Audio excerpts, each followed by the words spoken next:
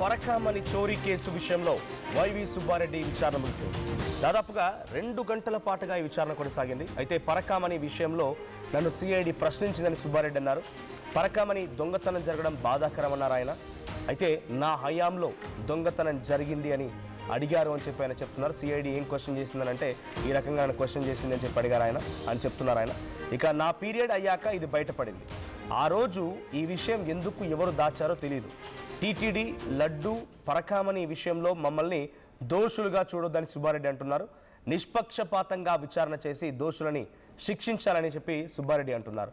ఇక విచారణకు అన్ని విధాలా సహకరిస్తామని చెప్తున్నారు ఆయన. అయితే ఆయన చెప్తున్న మాటల్లో నా సమయంలో అది చోరీ జరిగింది, బట్ బయటపడింది మాత్రం నా టర్మ్లో కాదు.